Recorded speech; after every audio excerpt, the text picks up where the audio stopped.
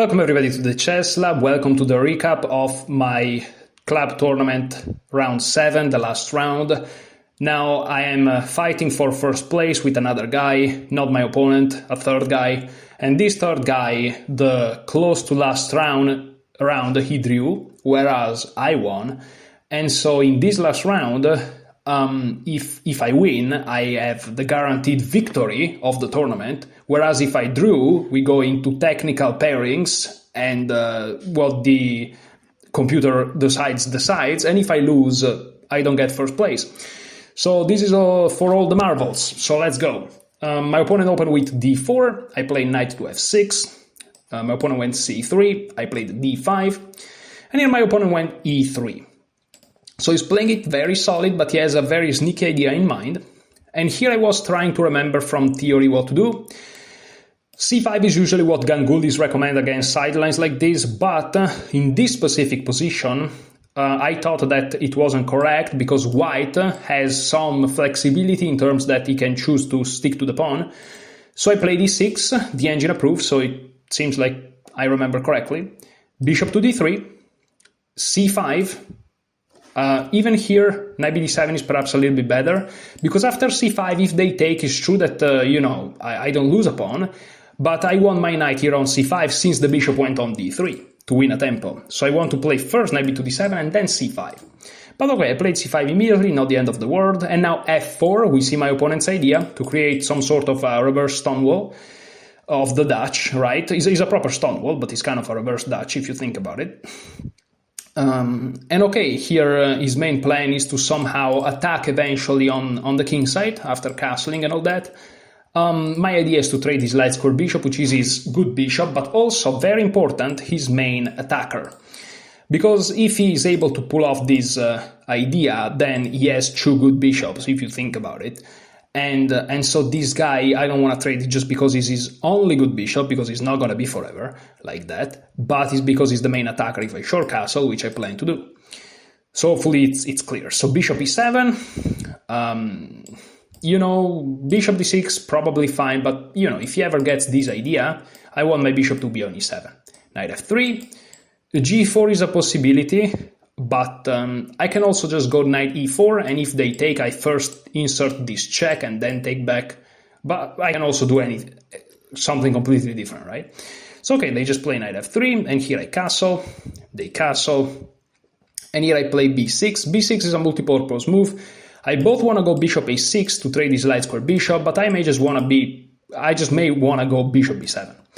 Queen e2, preventing bishop to a6. Here a5 is possible to play bishop a6 anyways, but I play bishop b7, keeping myself a little bit flexible, looking at e4, which is also an important square to look at, and planning queen c8, bishop a6, which is all of these maneuvers, you may look at them and find them weird, but they are actually quite typical. And here my opponent started to go for this maneuver, which is again trying to get rid of this bad bishop. So bishop d2, and here queen c8. Again, if you look at these two moves, you may think we are crazy, which we may be, but for other reasons. But no, the ideas are actually quite sensible behind those moves. Bishop e1, bishop a6, bishop h4. I know that this doesn't sound that romantic, but what I gotta tell you is a kind of a close position after all. Bishop takes d3, queen takes d3, and here is the moment where I'm not saying I start to go wrong, but I started to go wrong really, because just play knight c6, bro. Just develop, right? But I started to see some absolute ghosts, like I'm talking absolute ghosts, which you don't understand the ghosts that I started to see. You don't understand the ghosts that I started to see. And so I just played queen to d8. Because here I want to play knight e4, but if I do it immediately, oops. So, I just play queen d8 to defend this bishop. Again, knight c6 is just better, but I just play queen d8. And here bishop takes f6. Now, this is a crucial moment. This is a crucial moment because, again, I have the option to take g takes, I have the option to take bishop takes. And if you're playing 200 games, and in 100 of them you decide to take with a pawn, and in 100 you take with a bishop, in the hand that you take with a pawn, you're just exposing yourself to unnecessary risk. And you're probably going to have more decisive results for both you and your opponent, but you're also exposing yourself to a little bit too much risk.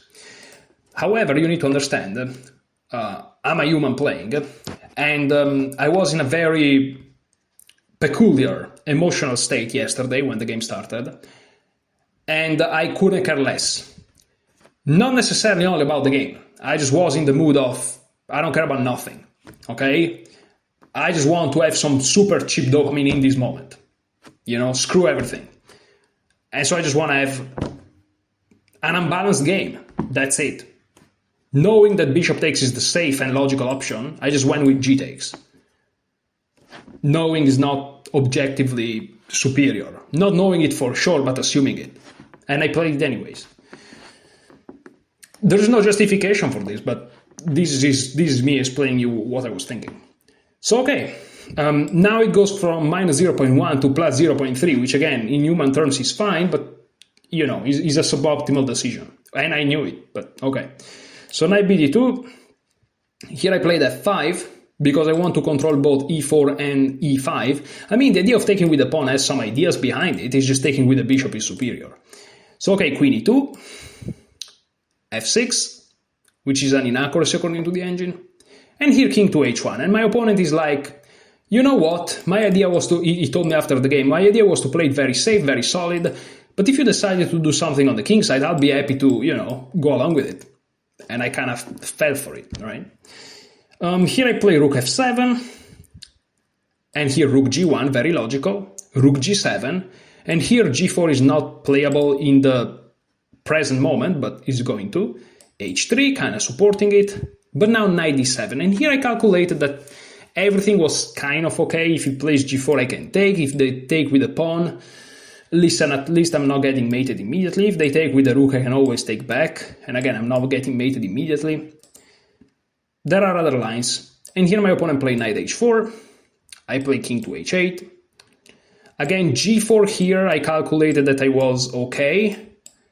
Queen takes is actually a blunder because of f5 in the variation I'm showing with the arrows, but even queen g8 is fine and it's just equal. And if rook g1, I can take, rook takes, again a blunder because of f5, but rook g8, take, and everything just fizzles out into an equal endgame, which is something that we analyzed, blindfolded after the game because it was very late and we went into the parking lot and we analyzed with in our mind's eyes.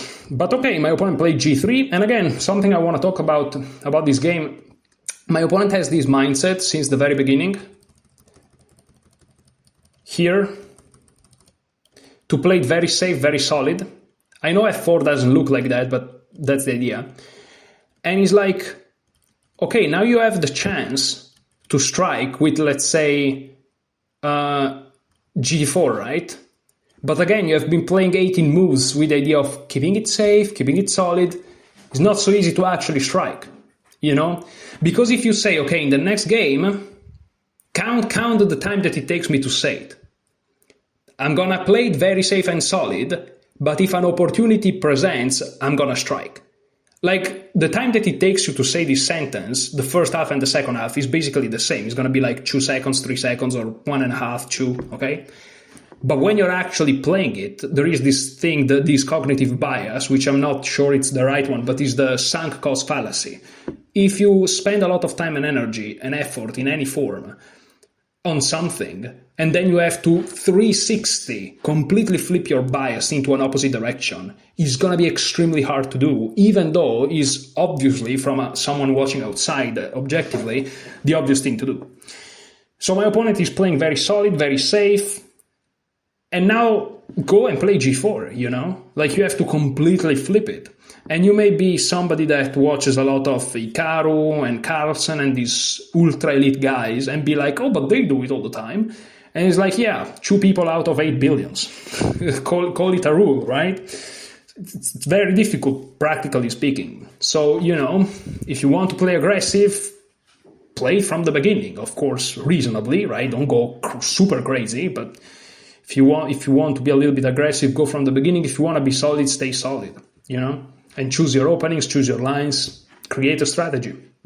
But okay, knight h4, rook h8, even here g4, again, that's what you have to go for, from plus 0.7 to plus 0.2, just g4, all right? But again, you want to keep it solid, that's what happens.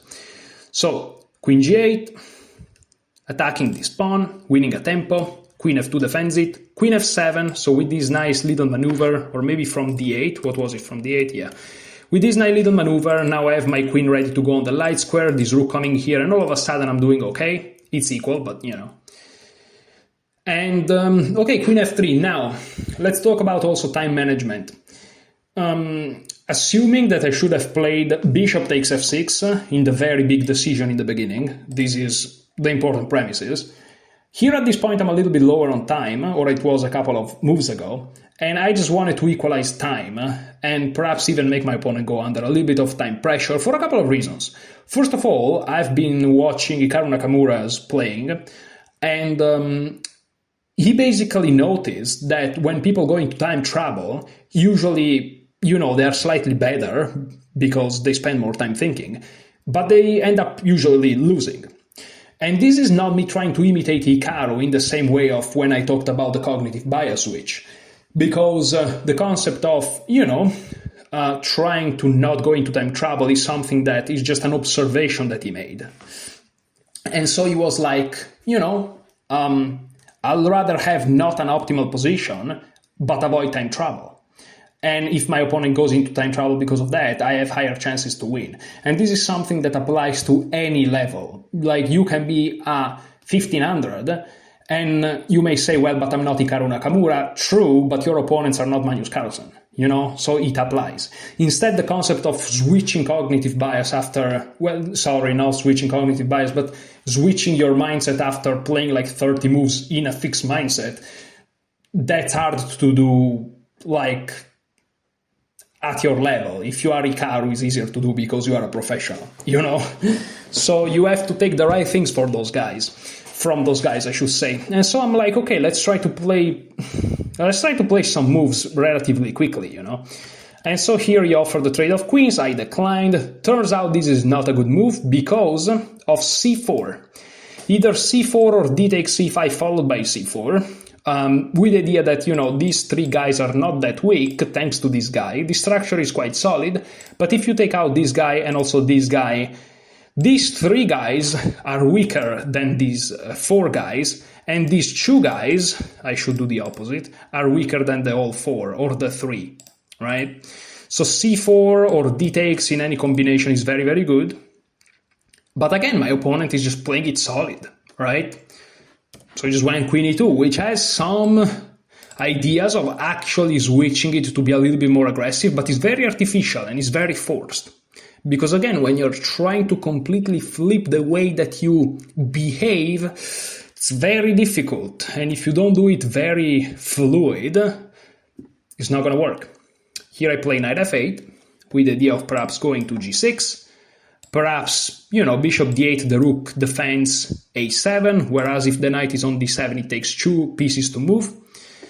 And now knight d2 f3 to support the other knight. Knight g6 seems like c4 to prevent c4, and also blocking the queen, but mainly preventing c4 seems like to be best. If they insist, well, they just have a weakness, I guess. But okay, I play knight g6. Now king h2 is wrong. Again, it's not wrong because king h2 is a terrible move by itself, but because it misses the opportunity to play c4. And once again, I should have played, after king h2, I should have played c4 myself. But I missed it. So these are like 5 inaccuracies, both me and my opponent in a row. Terrible. Queen b5, which, you know, pressures this pawn. And here I played the very good move bishop b8, which is a mistake. I was sarcastic. Queen h5 for some engine reasons is best, but bishop b8 simply blunders a pawn. Here my opponent could have just captured and just win a pawn. He could have done that. He's like +1 or something. But he played queen c6, which is not terrible, but again, there is some artificiality in it. Okay? Here rook e7 is best, but I played knight f8. And here d takes c5 is fine, but here I played rook c7, and here, at this moment, let me check my sheet. On move 30. He has 10 minutes, I have 13. And like 10 moves before, he had 10 minutes more. So I managed, not playing optimal, by flipping the time situation. And now it's +3 for them.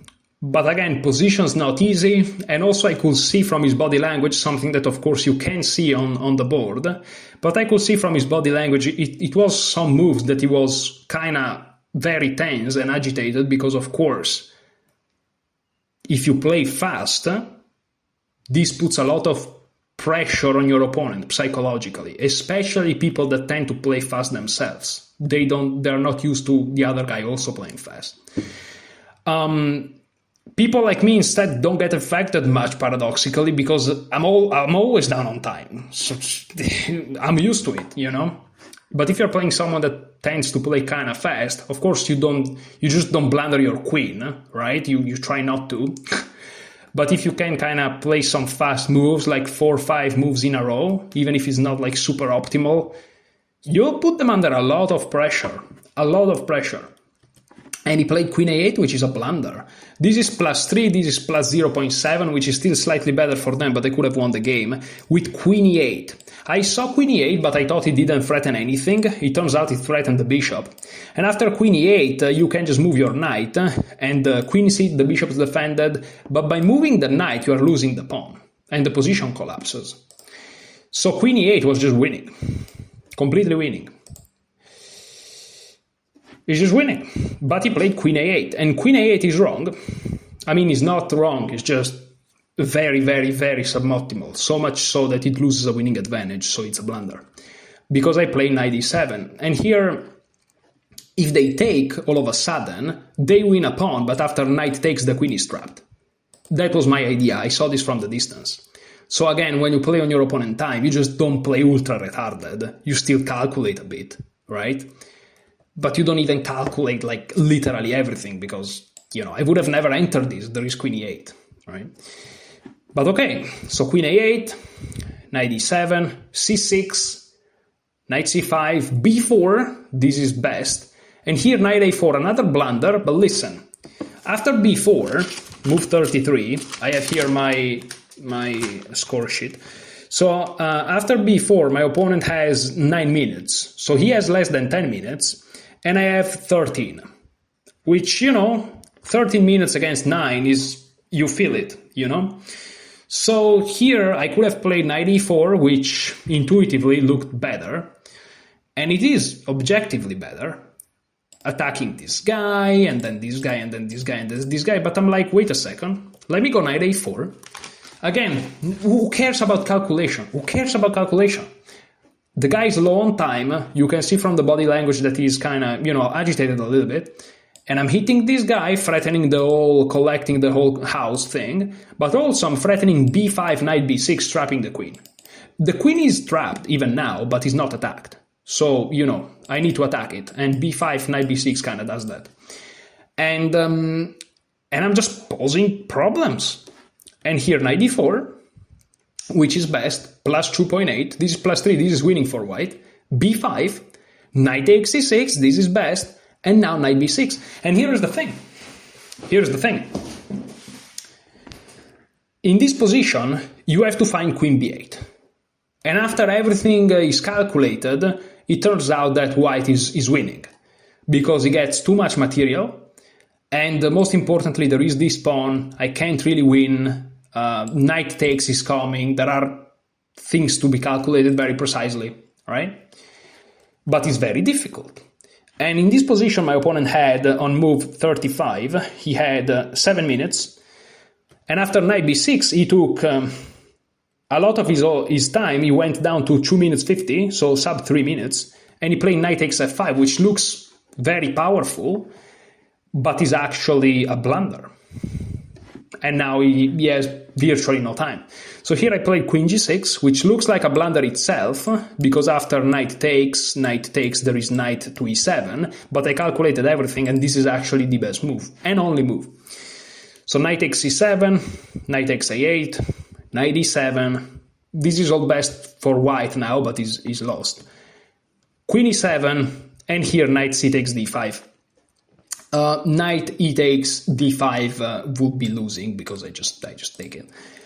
And here's the thing. The reason why I'm having this mindset of trying to play on my opponent's time and all of this is because from the very, very beginning, I made that very suboptimal decision to just take with a pawn, which creates unnecessary imbalances.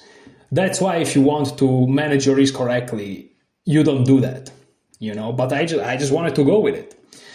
And the reason I say this is because, yes, my strategy is to play on my opponent's time, but if you have watched previous videos of mine, I say don't play on your opponent's time. And the reason I'm doing it here is because it's the only thing I can do. But you shouldn't do that, You shouldn't put yourself in a position where you do it. Of course, if you put yourself in a position where you do it, you do it.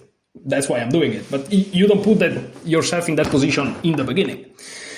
And these moves kind of shows why. I'm playing on my opponent's time, so he's playing very fast. He has 1 minute here, and I have like 5 or 6, which is a big difference with 20-second increment. And here I just forgot my rook was hanging. I calculated this position from afar, I calculated it probably from around here. And here, instead of waiting and re-looking at it, which is the professional approach, that takes just 10 seconds more than one, okay? I just play bishop d6 saying, oh, I'm winning. And he just took my rook. And now it's just minus 0.5, which is not good. And after king takes g8 is even plus 0.6, but is engine reasons. e4 already gives it back. Knight c7, rook d1. And here I actually have to be extremely careful. There are ideas like this, not immediately because I can take with the queen, but I have to be very careful. And basically, I try to go with h5.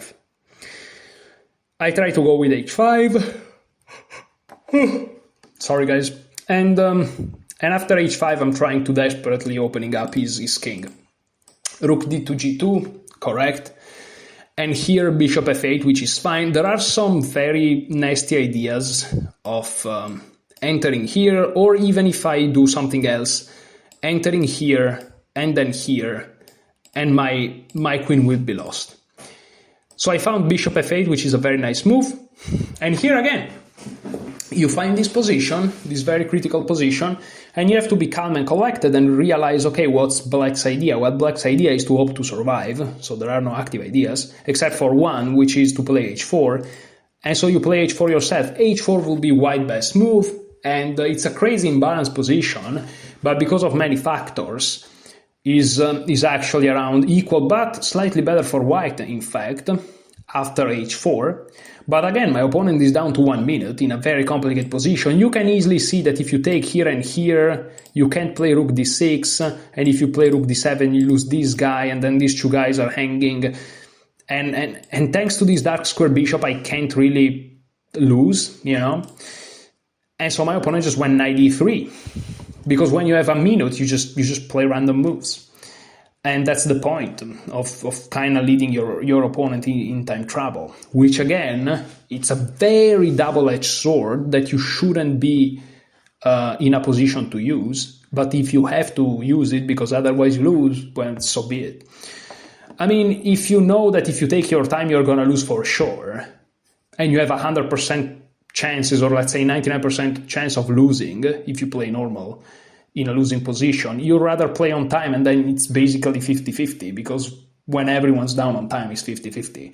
But you have increased from 99 losing to 50-50. It's a big increase. Whereas if you risk management correctly since the very beginning, you may argue that you have slightly higher than 50-50, especially if you study your opening and you see that over top games you have a decent expectancy.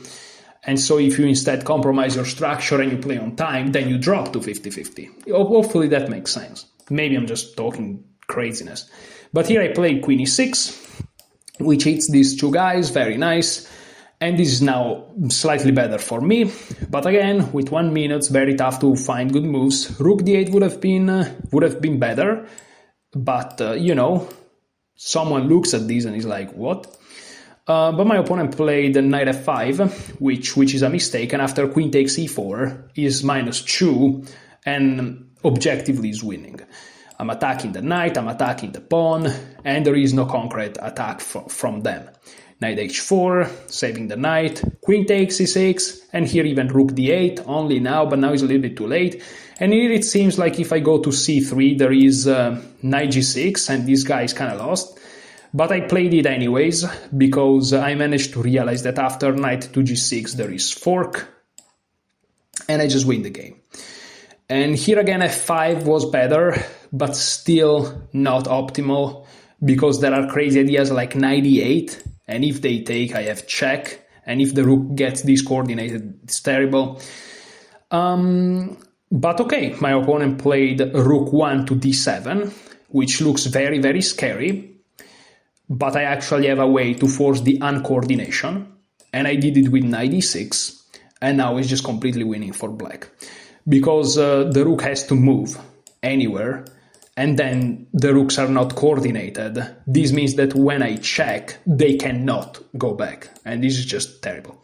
They played rook e8 specifically, which fails immediately to queen c6, and now it's over. They don't have a way to coordinate, and here something interesting happened. My opponent played rook e to e7, which is losing on the board, but after he played it, I was writing it down and he said, oh, time. And I looked at the time and he was actually lost on time. So here, I won on time. But if he managed to press the clock in time, I would have just captured this guy here, perhaps give a random spy check first.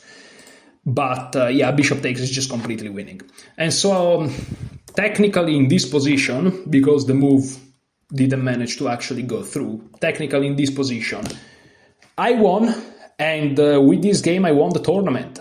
So for the first time ever, I managed to become the 2025 club champion, which is, I feel very satisfied for it. So that was the game, guys. Hopefully you enjoyed. Weird analysis. Sometimes I kind of restrain myself from giving these weird ways of looking at the game that I have, because I kind of mix a little bit of investing and trading concepts that I've learned in the financial markets with an approach to chess. But I think that some top players have the same approach, which doesn't mean I have the same results of them. Even though when it comes to percentage, I may. It's just not against people that they play against, but at my own level. So anyways, that was it. Now, guys, let me tell you something. Because of things that, are going on in my life, I'm going to be recording the next videos, like, in the far future. I appreciate you guys. I appreciate the comments. I like who of you that follow the journey, the road to 2500, the road to whatever. But the road is now on pause. The road doesn't end, but again, takes a break, because there are very, very, very, very, very important things that I really, really want to get done in this moment in my life. I cannot wait any longer, and I gotta do them now. So because of these reasons, next video maybe in 6 months, 1 year, 2 years, 3 years, it can really take quite a bit of time. If I play a random weekend tournament, I'm gonna make the recap videos, but the usual rhythm will continue only in the future. So this time, perhaps a little bit more than the other times, it kind of comes from the heart a little bit more, because we may not see each other in a while, but while we won't see each other for months, perhaps even years, enjoy your chess.